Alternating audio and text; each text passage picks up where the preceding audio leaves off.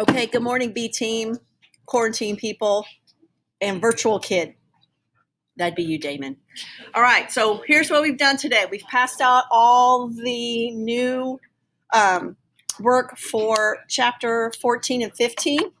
My B team, you guys are going to have to either A, listen to the lecture today and make notes on your own, or tomorrow find time to listen to the lecture with the notes that you're going to get tomorrow in class. And then after that, you should be okay. First things first, right? This hybrid thing is just a week. So I think we can all just do a week, right? Next week, we have 2 virtual days. You know, our virtual days in AP are going to be the same as if you were in class. There will be a lecture on Monday. There will be a lecture on Tuesday. You'll need to make sure that you're keeping up with it. I made a really quick video this morning. Obviously, you guys haven't had a chance to look at it or listen to it, but the main emphasis of that was that we have to go on as normal. So there's not reteaching. I'm not teaching an A schedule and a B schedule. I'm teaching APUSH. And so when you're home on Tuesday, you need to make sure that you're listening to the lecture, that you are keeping up, because this time if you don't listen to the lecture, it's not going to be like Wednesday where you just miss one day. You're going to miss 3 days if you don't listen to Wednesdays. So those of you that just don't ever listen to Wednesday because it's Wednesday and I don't want to, trust me, I know who you are because I watch where you're flipping through the notes and trying to find where we're ended. You're going to miss 3 days. You can't do that. You're going to have to pay attention and listen on those days. You don't do this, but it looks like it would be fun. Molly puts me up on her big TV. Like, do that. Put me up on your big screen TV. Because if you haven't listened to me on Wednesday, I actually show my face on Wednesday. And I put little funny messages all throughout. For those of you that haven't watched, you don't know. You don't know my ongoing saga with my hair on that day. How I can't ever make my hair go the right way. Those of you that listen, you know my hair issues. All right, so this is chapter 14 and 15. There's 2 things going on here. First reform movement, market economy. Our fun creative assignment that I always like to try to do is our TikTok. It's on the reform movement. Everybody has a different reform movement. The only thing I think that is any different than what you would expect from this assignment, again, is a time limit. I didn't do that last year, and I got some that were like 15 seconds. So the point and the purpose of this is to do all the things in that checklist. So make sure you look through that checklist of things that you have to do. Persuade people, tell what this movement is, why it is the important part of it. Who got Oneida? Did anybody get Oneida? Oneida is the free love community. So feel free to attack that any way that you wanted to. Free what? Is it what? It's like mental illness. No, you have mental illness. Yes, that's what you have. You have Dorothea Dix, mental illness. Okay. All right. And I think the other part is writing the DBQ this time. I should have most of your paper. I should have your papers graded by the time you get back on Thursday. So Sophie asked about the thesis statement and the contextualization. You will have feedback on that on Thursday. I don't know that any of you are going to start writing your DBQ before Thursday, but if you are, hold off until Thursday. Also, my people that took the quiz during quarantine, I've figured out there's no other way except for me to print tests for all of you, go through your test on Canvas, circle your answers. So that will take me, it will take me a little bit of time. The other thing that I realized in looking at those Canvas tests a little more closely that probably freaked you out about your grade is that they were only worth 4 points. So that's why your grades looked incredibly low. Those of you that were worried about it was that instead of each one of ours is worth 5 points, on Canvas it gave you 4 points. So that's why your grades looked incredibly low. So for those of you that knew where you should be, that's why it was low. The problem for me with that Canvas is that it scrambles the answers. So I couldn't even just do like an orange sheet because all your answers are scrambled. And B, I can't figure out a way to print it. I've tried every which way, and the only way I can print it is a screenshot, and that would take me almost as long as just doing it itself. So when you guys come back on Wednesday or Thursday, you will have a week to get those test corrections in and finish that up as well, okay? And then I should have our regular test graded. And actually, you won't have a week because you won't be back after that. So we'll figure that out later. We'll figure it out. I'll have them ready for you on Thursday. Try to come on Thursday. And remember, if you can't, we'll figure it out. I know you guys want that little blank filled in your grade book, but we'll figure that out. I don't know that there's anything else. Anybody else have any questions about any of this before we head through? Okay. All right. So we are moving into the next section of our continuation of our making the United States into sections, right? This continued sectionalism. Let me look at that calendar. Did I go over everything on the calendar? Have I gone over everything and makes sense to you guys? Everything makes sense? We're okay? All right. So we're starting with, and we're going back a little bit in time to 1790 to begin this thing called a market revolution. And when you see the word market, you need to think about things going to a market. A market is stuff that people are going to buy at a store. Simply put, it's a market revolution. And what we're going to do is we are going to create 3 separate markets. And these 3 separate markets will include regional specialization. And it's going to look, here's my fun boxes. These boxes are going to look like this.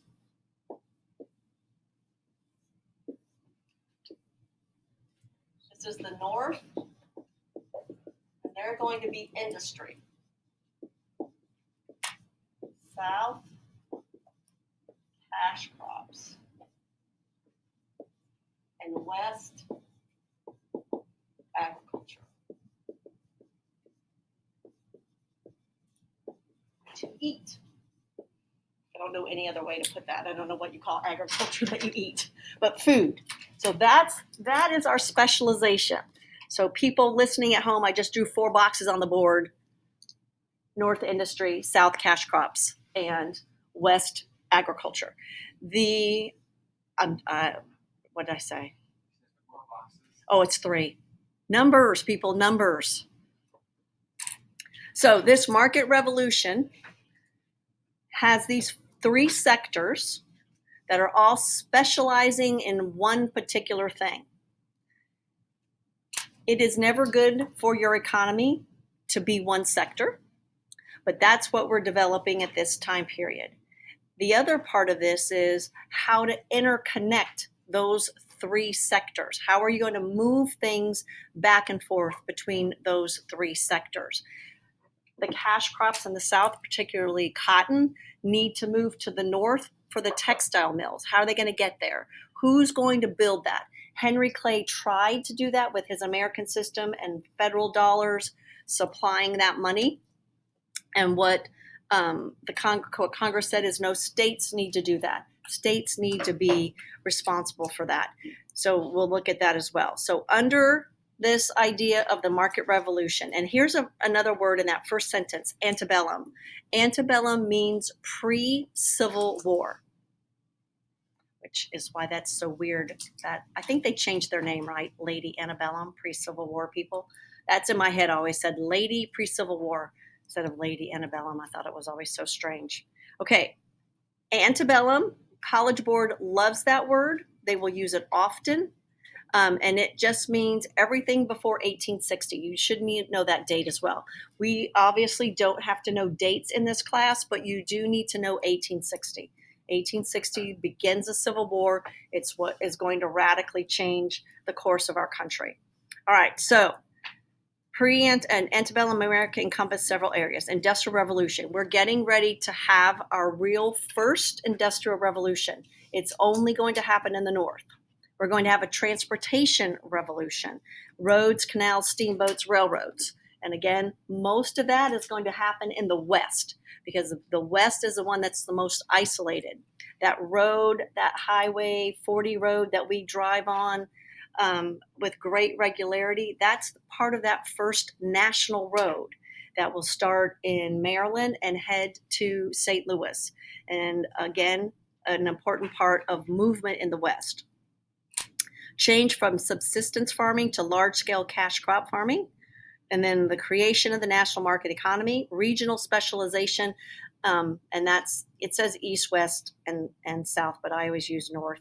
Then we have this really, really important part of this is immigration, Irish and German. We need labor, Western movement moving into our area, and then we're going to also have growth of cities. So we have two industrial time periods in the United States. This time period, 1840s, and then our second one is going to be our second industrialization that we're going to get after the Civil War. The first industrialization, textiles, railroads, iron, and coal. That's trick. And then the next one will be rose. Textiles, cloth. Those of you aren't familiar with that word. Textile just means cloth. We're going to build railroads. We're going to have iron, and this is all going to be powered by coal, water and coal. Okay? So, demographics. That's one of the important things that we have to look at, because in order to have an industrial revolution, you have to have population to work in those factories. And to work in those factories, we're going to need an immigration policy, and we're going to need people to come and to the United States.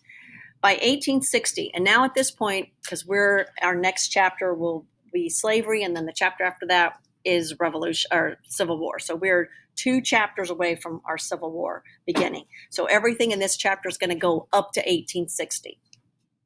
So by 1860, we have 33 states. That's tremendous. In less than 100 years, we've gone from 13 colonies to 33 states.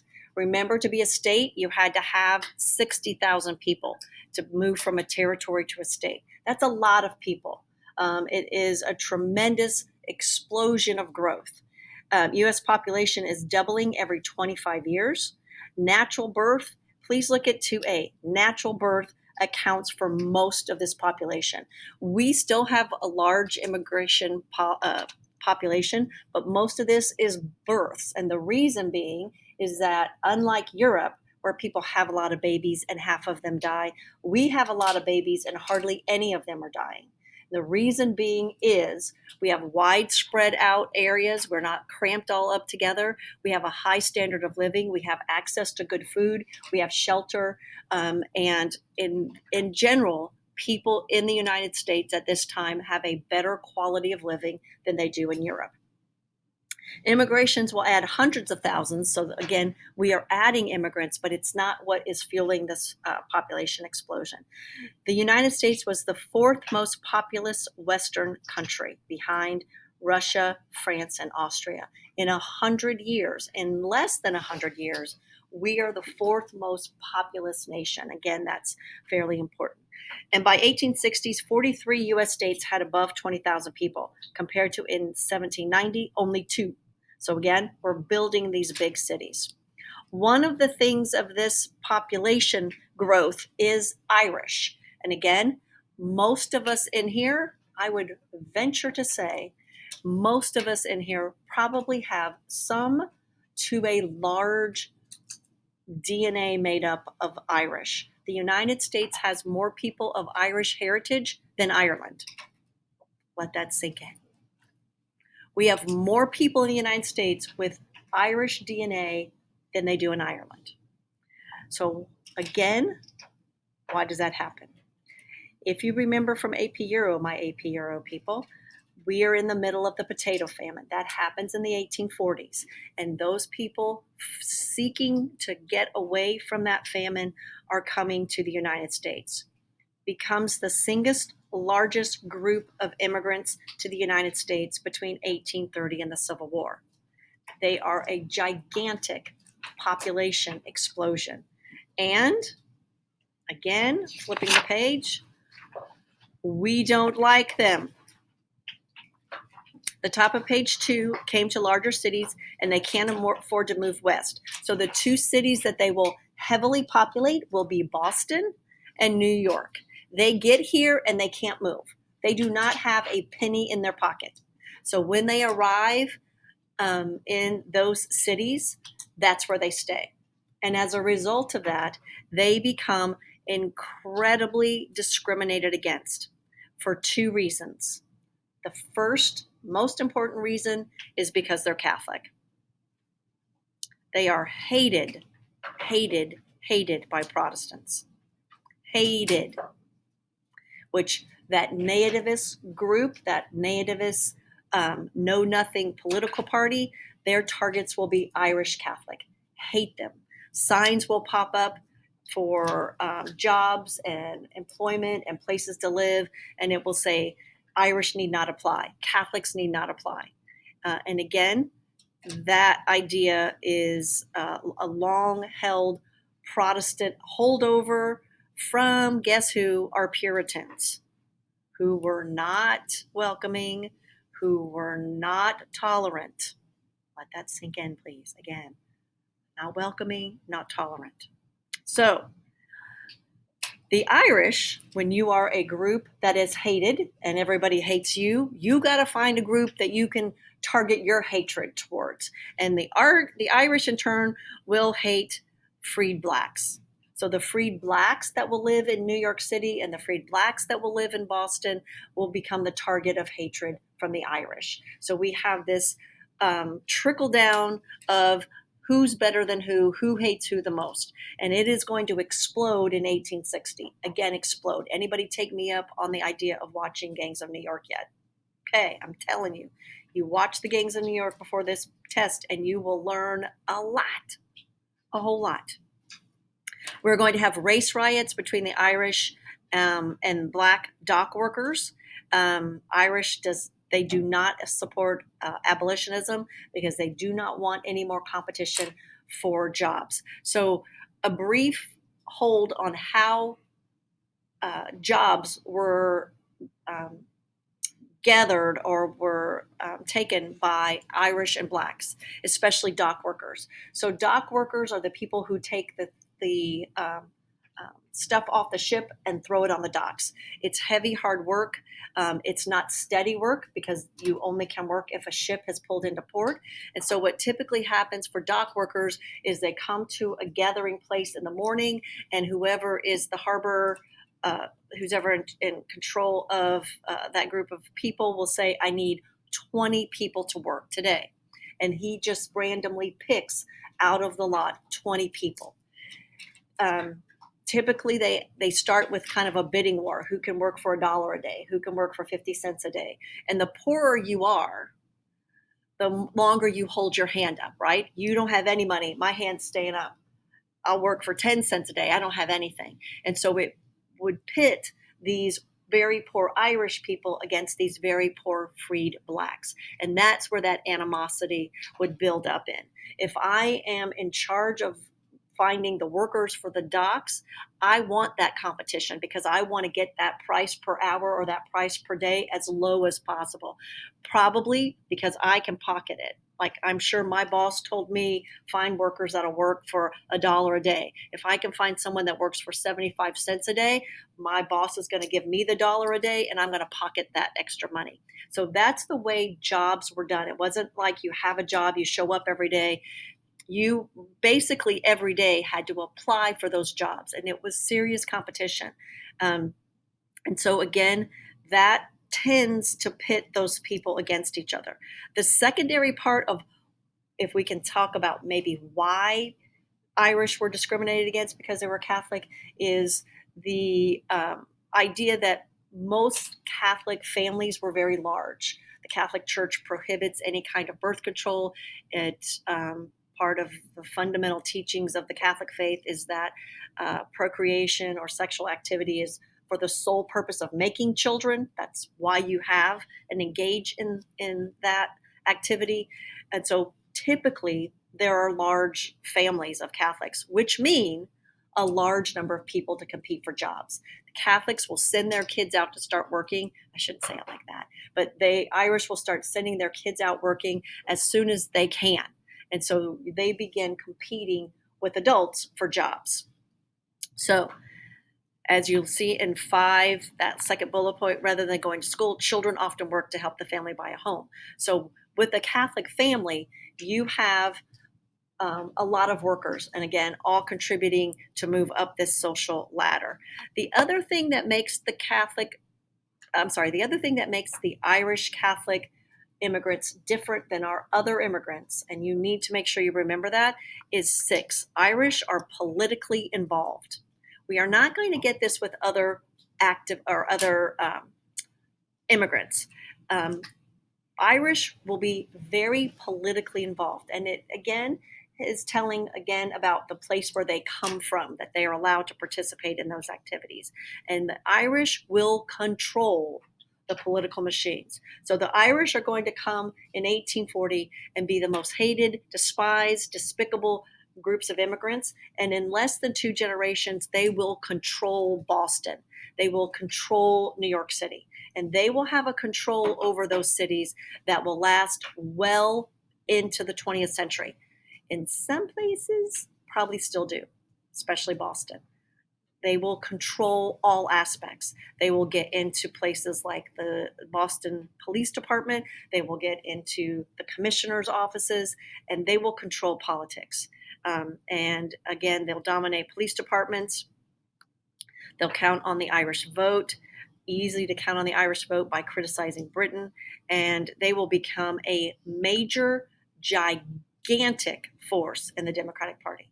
Gigantic force in the Democratic Party. Okay? Our next group that will be coming in giant waves will be Germans. Now, we got to make sure that we classify these as 2 different groups. Irish are coming, poor, and no job skills. Germans are coming, lots of money and good job skills. Irish come, they stay on the East Coast. Germans come, they move out west. This is the other group of people that your DNA is made up of.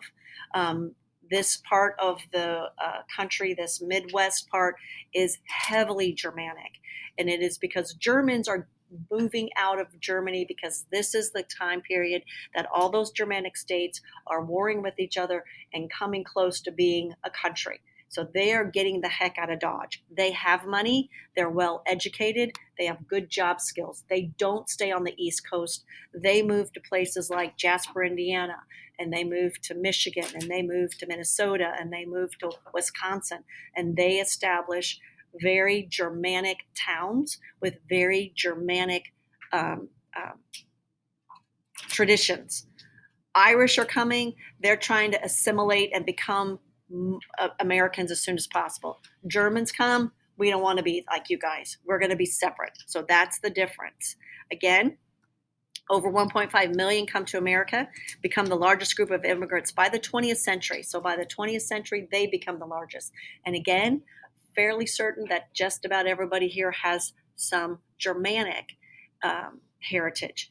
If you have red hair in your family, you are either probably Irish or Germanic, because that's those Irish, those redheads.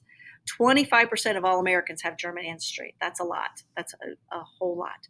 Most were uprooted farmers by crop failures, and they're going to move, as I said, C4 to the Midwest. Wisconsin, Minnesota, they will be very influential voters, but they are less politically influential because they scatter. They're even going to move into East Texas. There'll be large Germanic communities in East Texas. Number 5 is very important. They are going to be better educated than just about everybody in the United States. And this is where we get this first Germanic thing called kindergarten, which is, again, a very Germanic thing. Strongly, this is the other difference, strongly supported the abolition of slavery. Cannot understand that they're coming to a country that's supposed to be about a democracy and slavery is there. So they will be strong supporters of the abolitionist movement. Protestants concerned about German culture. And the other reason, who got temperance? Anybody on their TikTok look? Okay, this is you. Temperance is the alcohol, like no alcohol. The other problem with both the Irish and the Germans will be beer. We are beginning in 1840 what's called the temperance movement, and that means the restriction of alcohol. So we start with temperance. Temperance means to tamp down, to reduce or restrict. Eventually, we're going to end up in the 1820s with prohibition, like we're just going to do completely away with alcohol. But temperance starts with, let's just not have so much, and let's not have access as easily readyable to all of these other people. And again, it's going to be a big problem. On page 3, we continue to have English immigrants. And again, all of us probably have some English heritage. And looking at that again, that is considered old immigration. After 1820, thousands of English immigrants arrived, accounted for 20% of the total immigrants. These people have skills, so they're going to stay in places like Massachusetts. We're going to have some miners that will come, especially to places like Indiana, that know how to work in mining areas, Indiana, Illinois, Wisconsin, and Michigan. And obviously 5 English immigrants are going to face little to no discrimination. Okay?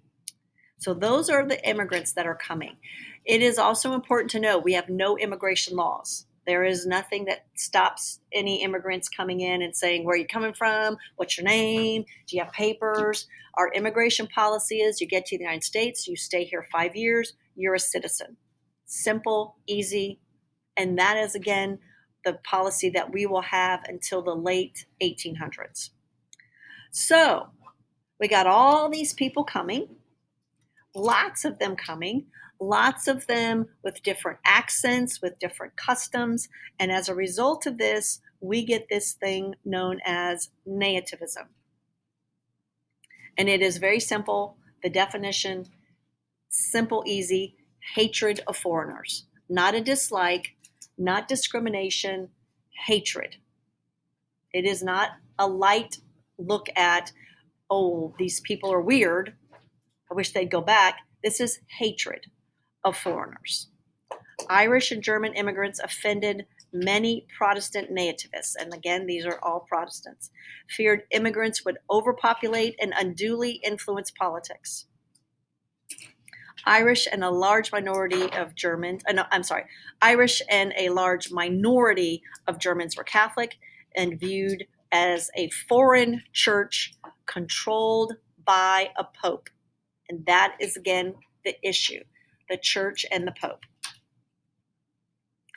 Catholics, again, these will be the Irish and part of the northern Germans that come, look at our education system and say, this thing stinks. It's not good. We're going to make our own because we don't like yours. And so they create this Catholic parochial education system, which in the United States in 2020, Monday, November 16th, is still some of the best education systems in the United States. That would be Mater Dei. That would be the Jesuit one. What is that one? That one in Indy that's over by the hospital by Methodist. Yep, that one. These parochial schools will be some of the best schools in the United States. And it is because these 2 countries that are coming, Ireland and Germany, already recognize the importance of educating children, all children, equally. We haven't gotten there yet. By 1850, Catholics become the largest religious group in America, the largest religious group, outnumbered Baptists, Methodists, Presbyterians, Congregationalists.